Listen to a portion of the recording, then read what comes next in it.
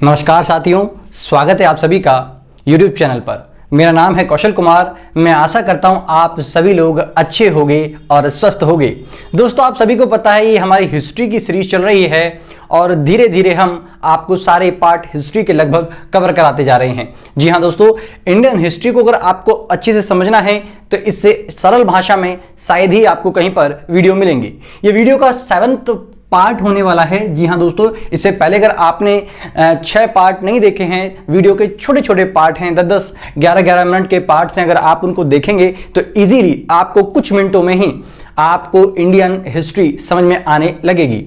जी हाँ, बिना बोर हुए समझ में आएगी। अच्छा, एक चीज और, अगर आप लोग यूपीएससी की तैयारी कर रहे हैं ना, तो आप जल्दी से चैनल को सब्सक्राइब कर लीजिए, क्योंकि आप हमारे चैनल से जुड़ जाएंगे तो आपकी जर्नी बहुत ही इजी होने वाली है।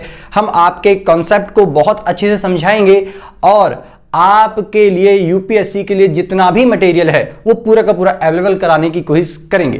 तो चलिए दोस्तों, ये वीडियो स्टार्ट करते हैं आपका। और आज से हमारी थोड़ी वीडियो क्या होंगी, थोड़ी सी बड़ी होंगी, यानी कि अब थोड़ी वीडियो को थोड़ा बड़ा कर करके आपको पढ़ाएंगे ताकि आपका जल्दी से पूरा का पूरा सिलेबस कवर हो जाए। तो पेशेंस बना के रखिएगा। चलिए स्टार्ट। दोस्तों, हड़प्पा की सामाजिक संरचना मैं आप तक अभी तक पहुंचा चुका हूं वीडियो के जरिए। हड़प्पा सभ्यता की विशेषता क्या रही हैं, उन हड़प्पा सभ्यता की विशेषताओं में एक बड़ी विशेषता वहां की सामाजिक संरचना भी है कि वहां का समाज कैसा था। तो सबसे पहले आप देखिएगा, पहली विशेषता है वर्ण व्यवस्था। जी हाँ दोस्तों, अगर आप देखेंगे तो प्राचीन समय में वर्ण व्यवस्था मिलती थी। उसी तरीके से हमारा जो हड़प्पा सभ्यता है ना, यहां पर भी वर्ण व्यवस्था मिली है। वर्ण मतलब कि पूरे समाज में जितने भी लोग रह रहे हैं उनको कुछ कैटेगरी में डिवाइड कर रखा था, कुछ वर्णों में विभाजित कर रखा था। जैसे रंग के आधार पर भी, कर्म के आधार पर भी और जन्म के आधार पर भी वर्ग विभाजन होता था। जैसे वर्तमान समय में जो जिस जाति के अंदर या जिस धर्म के अंदर पैदा हो जाता है वो उसी जाति या धर्म का बन जाता है। वैसे ही सिंधु घाटी सभ्यता या हड़प्पा सभ्यता के अंदर भी रंग के आधार पर, कर्म के आधार पर और जन्म के आधार पर यह समाज में वर्गीकरण कर रखा था। ऐसे ही अगर हम देखें मोटा मोटा तो उसको 2 भागों में हम बांट सकते हैं, जिसे द्विवर्ण व्यवस्था कह सकते हैं। द्विवर्ण व्यवस्था कैसे? एक तो ब्राह्मण समाज था और एक ब्राह्मणों के अलावा जो समाज था उसको गैर ब्राह्मण समाज कह दिया गया। तो इसमें 2 प्रकार के वर्ण थे द्विवर्ण व्यवस्था के अंदर। एक तो ब्राह्मण लोग और एक ब्राह्मणों से अलग हैं, वो किसी भी कैटेगरी में आते हैं, उनको हमारा गैर ब्राह्मण लोग कहा जाता था। और दूसरा था हमारा चतुर्वर्ण व्यवस्था। जी हाँ, कुछ हिस्सों में हमारा चतुर्वर्ण व्यवस्था भी प्रचलित थी। जैसे सबसे पहले हमारा आता है चतुर्वर्ण व्यवस्था के अंदर ब्राह्मण, फिर आपका क्षत्रिय, फिर आपका वैश्य और फिर सबसे निचले दर्जे का मानते हैं शूद्र को। इनके बारे में हम विस्तार से चर्चा करेंगे आने वाली यूनिट में, जिसको हम वैदिक काल में जब हम प्रॉपर्ली इसको पढ़ेंगे। लेकिन आप फिलहाल इतना समझिए कि वहां पर भी वर्ण व्यवस्था मौजूद थी हमारे हड़प्पा नगर के समाज के अंदर। दूसरी बात, यहां पर दास प्रथा भी मौजूद थी। ये दास प्रथा क्या है? लोग नौकरों को, नौकर अलग होता है, दास अलग होता है। दास का मतलब उसको अधिकार नहीं होते हैं, कम होते हैं, अधिकारों से लगभग वंचित किया जाता है। क्यों? क्योंकि ये युद्ध में बनाए गए बंदी लोग हुआ करते थे, या फिर इनके ऊपर मान लीजिए किसी ने किसी से उधार ले लिया तो वो लोग क्या थे? कर्ज में डूबे हुए लोग हैं। तो कर्ज में डूबे हुए लोगों को क्या करता, मतलब कि वो लोग अपनी मनमानी चलाते थे, यानी कि सेवा करवाना या बहुत सारे अपने काम करवाना। एक तरीके से ये इनके दास थे, नौकर थे एक तरीके से, है ना, बंधुआ मजदूर टाइप में आप मान सकते हैं उनको।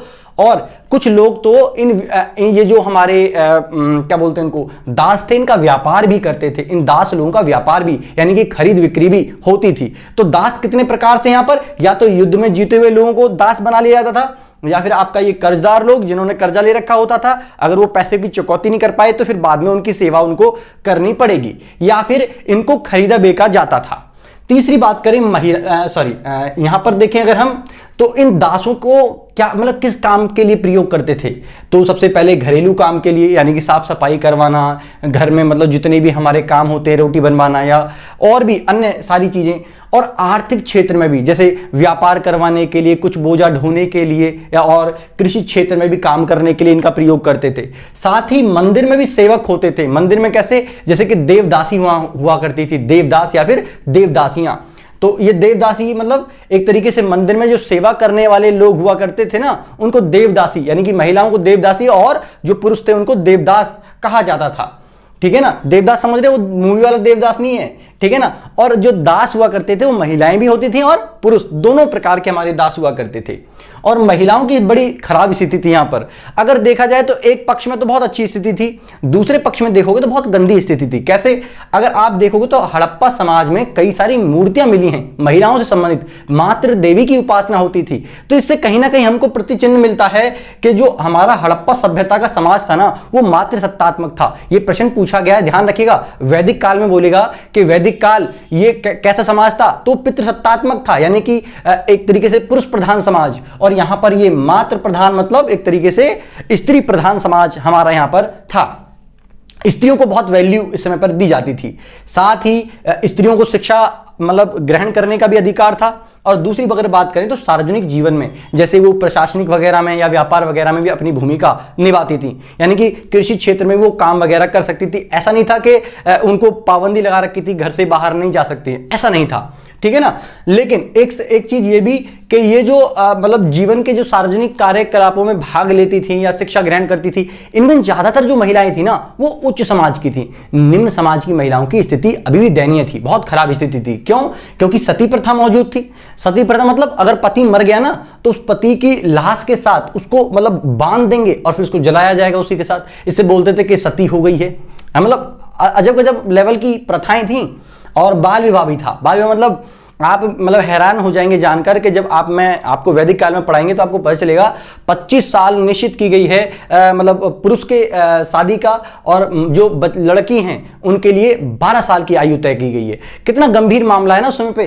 तो एक तरीके से बाल विवाह वहां पर मतलब प्रचलन में था। देवदासी प्रथा और विधवा विवाह। विधवा विवाह मतलब एक तरीके से जो विधवा महिलाएं होती थी वो मतलब विवाह नहीं कर सकती थी, तो ऐसी प्रथा भी वहां पर मौजूद थी। दूसरा बहुपति। बहुपति मतलब एक ही पत्नी के कई सारे पति, जैसे कि हमारा द्रौपदी थे, द्रौपदी के 5 पांडव, है ना, याद आएगा ना, ठीक है ना। ऐसे अगर रहन सहन को मामले में देखें तो वहां पर साज सज्जा बहुत, रहन सहन खान पीन बहुत अच्छी व्यवस्था थी, यानी कि दोनों प्रकार के लोग थे। सिंधु घाटी सभ्यता के अंदर शाकाहारी लोग भी थे और मांसाहारी लोग भी थे, दोनों ही। और यहां पर शांति प्रिय समाज था, मतलब ये लड़ाई झगड़ों से इतना ज्यादा मतलब ताल्लुक नहीं रखता था। ये शांति के साथ अपना समझौते करके जीवन को यापन करने में बिलीव करता था।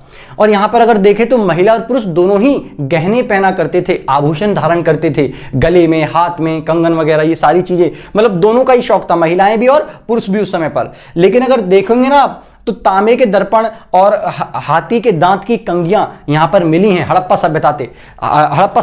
सभ्यता के अंदर से। तो पता चला है कि उस समय पर लोग मतलब श्रृंगार और मतलब ये साज सज्जा में बहुत बिलीव करते थे। और उस समय पर भी खासकर महिलाएं में क्या था कि आप अगर देखेंगे तो चुहिंद्रों से क्या मिला है, चुहिंद्रों से लिपस्टिक के साक्ष्य मिलते हैं। तो इससे पता चलता है कि उस समय पर जो महिलाएं थीं वो साज श्रृंगार पर भी आज के जैसे ही बहुत ज्यादा विशेष बल दिया करती थी, ठीक है ना। और दूसरी अगर हम बात करेंगे तो हड़प्पा में एक वैनिटी बॉक्स मिला है। वैनिटी बॉक्स मतलब एक तरीके से श्रृंगारदानी मिली है। तो श्रृंगारदानी मिली है, तो इससे पता चलता है कि किस तरीके से वहां के लोग साज मतलब एक तरीके से सजते धजते होंगे और कितना अच्छा समाज था आज के जैसा ही।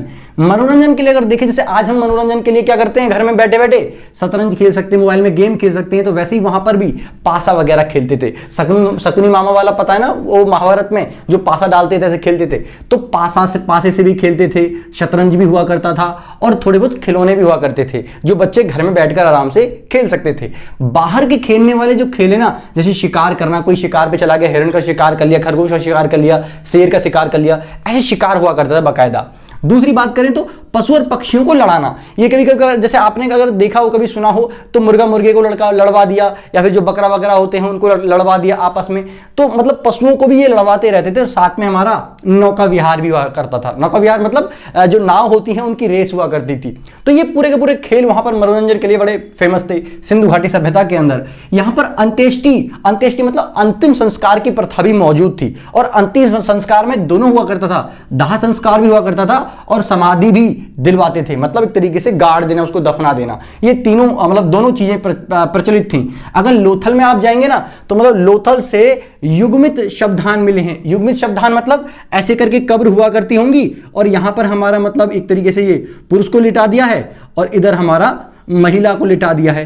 तो आप ये भी सोचिए ना कि एक साथ पुरुष और महिला दोनों, ऐसा थोड़ी ना होगा कि एक साथ मर जाएंगे दोनों की मृत्यु कैसे हो सकती है। चलो एक आधी फिर इत्तेफाक होगा, कई सारी खबरें मिली हैं जिनसे पता चला है कि सती प्रथा का ये एक बड़ा साक्ष्य है कि जब पुरुष मर गया तो पत्नी को भी साथ में लिटा दिया है, मतलब उसी के साथ दफना दिया गया है। तो युग्मित जो आपके शब्दान मिले हैं, इससे सती प्रथा का भी एक प्रमाण मिलता है और साथ में इन दोनों को साथ में दफनाए करते थे, ये लोथल से हमको पता चलता है। हड़प्पा में कब्रिस्तान के साक्ष्य मिले हैं, तो कब्रिस्तान के साक्ष्य हड़प्पा सभ्यता में बताते हैं कि कहीं ना कहीं तो उस समय पर समाज में अलग अलग प्रकार के लोग रहते थे, अलग अलग प्रकार की जाति और अलग अलग प्रकार के परंपरा वाले लोग रहते थे, जिनकी परंपराएं अलग अलग हुआ करती थी। तो आई होप आपको ये सामाजिक संरचना हड़प्पा सभ्यता की समझ में आई होगी। अगर समझ में आई है तो वीडियो को जल्दी से लाइक करो, अपने दोस्तों को शेयर करो, और अगर चैनल पर नए हैं तो चैनल को प्लीज सब्सक्राइब करें। आपको मिलते हैं नेक्स्ट वीडियो में, तब तक के लिए थैंक यू। जय हिंद, जय भारत।